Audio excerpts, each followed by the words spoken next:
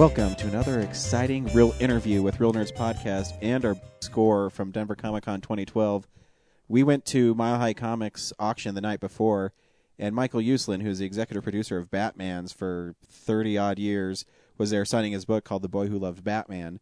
And me and Brad both wanted the book, and he was signing it, and I said, hey, Brad, we should get him on the show. And Brad said, oh, he won't do it. So I walked up to him, and I said, hey, Mr. Uslan, do you want to help out a local nobody podcast? And he said, yeah, I'd love to.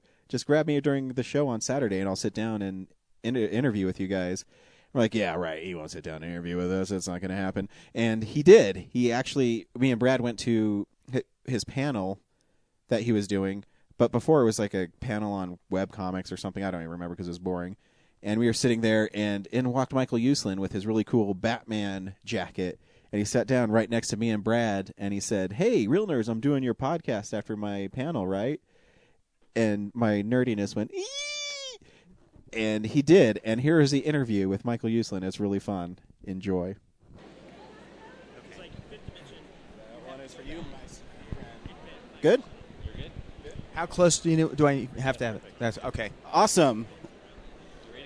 Awesome. Well, I am Ryan from Real Nerds. Brad is right there. We are with Michael Uslan, amazing producer of Batman, and I also think that you have made comic book movies what they are today because of what you did and what you describe in your book, The Boy Who Loved Batman. We've read it. It's amazing. Do you want to tell everybody what the book is about? And Yeah. Well, first of all, thank you guys very much. I do appreciate that. I've got one of the great kicks I've gotten in recent years has come off the internet, where all of a sudden all these sites are calling me the godfather of comic book movies. Now, coming from North Jersey, I can really appreciate that. No, that's amazing. In fact, for a number of years, when I would go to the studio lot and I would pull up to the security gate and they would see my car had Jersey plates, it was the only car they never opened the trunk. They didn't want to know what was in my trunk. Yeah, I wrote The Boy Who Loved Batman. It's my memoir. It's my autobiography. And I was the ultimate comic book fanboy geek growing up, something that I think so many people can identify with. My hope is that every guy who reads this book will say, oh, wait a minute, I'm the boy who loved Batman. Yeah, you know what's great about your book is as we read it, you're like, I do that. You know, it's great. Yeah, thanks. So, yeah. Well, for me, it's a little bit different because I grew up in the 50s, 60s, and 70s. Yeah. So my era was a little bit different, but what drove all of us fanboys and collectors is all really the same passion, and it's about passion. This is a book that details my love of comic books, how my collection grew ultimately to way over 50,000 comic books dating back to 1936, 45,000 of which, by the way, I've now donated to Indiana University's Lilly Library. Oh, very nice. So that scholars, fans, academicians would be able to access it and use it in the many, many decades to come. But what do you do when you have a dream? My dream was, after watching in 8th grade the Batman TV show come on the air and see the whole world start laughing at my poor Batman, was to find a way to show the world through movies what the true Batman was. The guy created in 1939 by Bob Kane and Bill Finger, and then expanded by Jerry Robinson. The creature of the night who stalked criminals from the shadows. The villains who were homicidal maniacs and severely deranged. And that, to me, was far more interesting than a pot-bellied Batman with pow zaps and whams. And I wanted to change his perception worldwide. And that really became the dream that I set out starting in about 7th, 8th grade to pursue. Wow, and it was a really hard thing for you to do. I mean, you said in the panel today that it took you 10 years to convince people that you could make a dark Batman, and not only make it, but make it good and make people accept it. And, I mean, how was that experience for you? Was it challenging, or was it rewarding when it finally paid off? Have you ever been hung upside down by your ankles for 10 years? No, not yet. Okay, well, then you can't imagine what it was I like can't. for 10 years. Every studio turned me down. They all said I was crazy. It was the worst idea they ever heard. They said, Michael, you can't do serious comic book movies. You cannot do dark superheroes. You cannot make a movie out of an old television series. It had never been done. So it was nothing but years and years of doors slamming in my face. And then trying to persevere. You try to maintain a high threshold for frustration.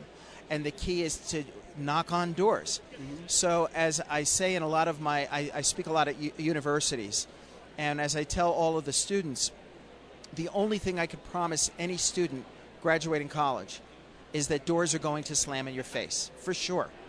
And when they do, you really only have two choices. You can go home and cry about it, or you can pick yourself up, dust yourself off, go back and knock again.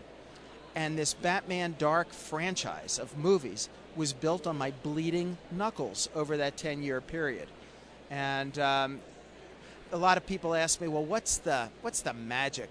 What is it about good timing and good luck in things like this? I said, well, really, if you keep knocking on doors until your knuckles bleed, at some point in time, you will knock on the right door at the right time. And there's your good timing. There's your good luck. The secret is, the magic is that there is no magic. Yeah, and I think what a lot of people don't know, and if they pick up your book, they'll learn about you, is your passion for Batman is amazing. And even when you read the book, you laugh out loud when you read it, because there's great stories about Billy getting his comic books burned because of the seduction of the innocent. And I just love reading that stuff because, I mean, you were in a time where comic books were the worst thing that could possibly happen to children. And for you to persevere and make it your life's mission, I think is everybody's geek fantasy, where you said, no, Batman's this way, and I'm going to make sure he's this way. And, I mean, that's a testament to your passion and your heart. And, I mean, that's just amazing to me. I was lucky enough to have an amazing mom. When Seduction of the Innocent came out, there were comic book burnings going around in the United States. All my friends were not allowed to bring a comic book into their homes. A lot of them were then given away by parents to paper drives, or they were burned. And my mom made me a deal. She said that if I kept my comic books neat, and if I agreed that I would read other things like newspapers, magazines, and books, I could keep my comic book collection. So I kept everything. I was one of the few people that ever did. It was the best deal I ever made in my life. That's awesome. Brad, go. I'm sorry, Brad. It's cool you kept that the Joker sketch.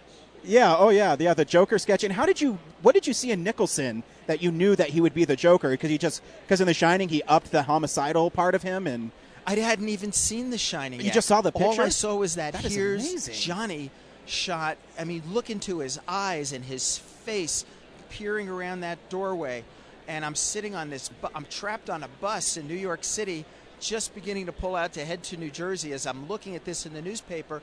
And I couldn't even contain my excitement. That is amazing. It was like the longest bus ride to get to my house in New Jersey, where I tore out this picture from the New York Post, and I whited out Jack Nicholson's face with whiteout, and I redid his lips with red ink, and I redid his hair, and then that became what I showed everybody at the studio. That's amazing. Everybody connected to the movie as to why Jack Nicholson was the only actor who could play the Joker at that time, at that era. And I passionately believed in that, and when Jack was hired, it was truly one of the great days of my career. Oh, yeah, that's amazing. Okay, I know you're short on time, but I have one Dark Knight Rises question, and no spoilers. We don't want it spoiled. But what was the thinking behind Nolan bringing Bane into the series as an adversary? Because you mentioned earlier that, the Joker that's in Nolan's could be a modern-day terrorist. And what was the thinking behind having him come in and being part of the universe? Well, the first thing you have to do is accept the principle that Christopher Nolan is a genius. I do. And he has proven time and again now how he has an understanding of Batman, he has a passion for Batman, he has a vision for Batman, and he knows how to execute that vision. So what you need to do is step back and allow the genius at work to do his thing. And whether it's bringing in somebody so psychologically damaged like the Joker mentally, or somebody like Bane that represents a pure physical force unlike anything Batman has come up against,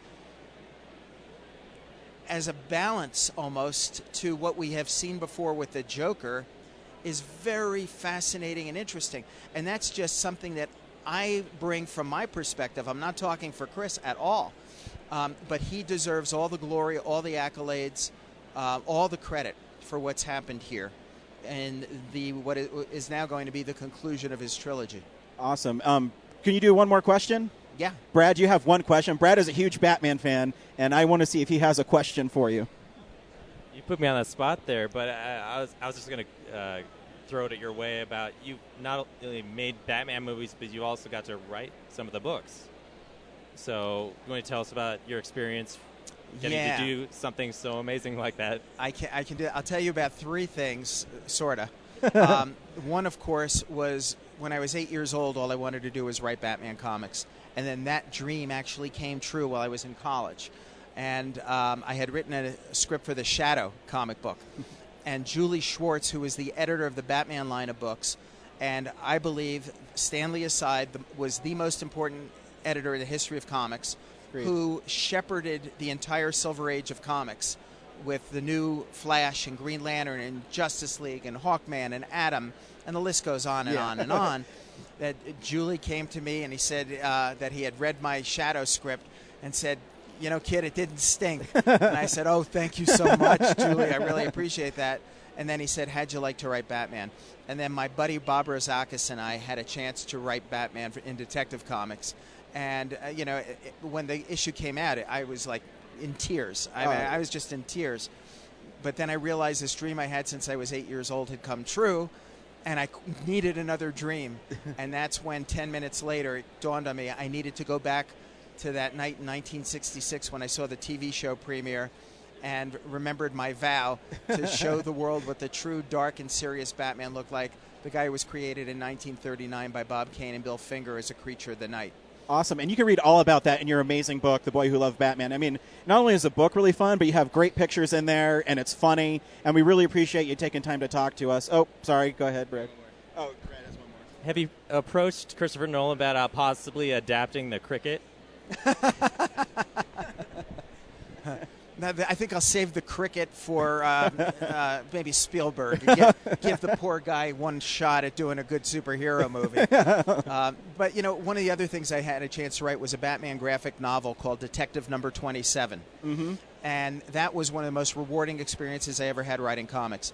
I spent 6 months researching the history because I wanted to write it like The Alienist or Carter Beats the Devil or Ragtime and have Bruce Wayne involved in real situations in history with people who really lived and create a new kind of Batman adventure whereby at the last second Bruce Wayne, as he's sitting in his father's study and he's about to go, criminals are a superstitious cowardly lot, I must be a creature of the night, something black, something terrible, and then the doorbell rings and he closes the window, goes to leave the room, and smash, there's the glass shatters.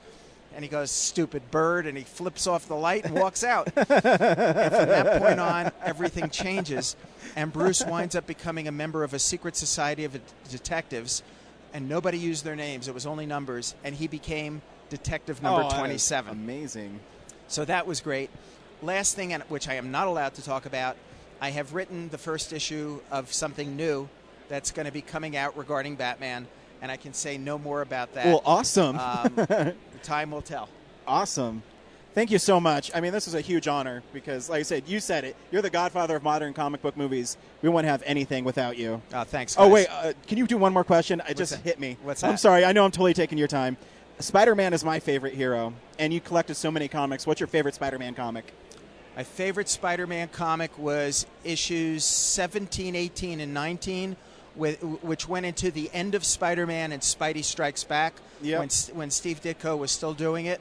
I just couldn't wait for every next issue to come out, not knowing if this was really going to be the end of Spider-Man. This was in the days before superheroes got killed every year and, gave up their careers and stuff. So it was so exciting at the time. Yeah, sorry to geek out there for a second. I know you're really busy, so thank you for spending time with us. I really appreciate it. Thank you, sir. Thanks. Good luck to you guys. Thank you. Don't forget, July 20th, there's a movie coming out. Oh, you know what? On July 20th, we already got our tickets to see it in IMAX. We will be there in real IMAX. Fantastic. Thank you so much. We really appreciate it. Thanks. Thanks, Brad. Thank you, Michael Uslan, for sitting down with us. It was really cool that you did that, and it gave us the confidence to ask everybody else to be on our show. I really appreciate it. Thank you.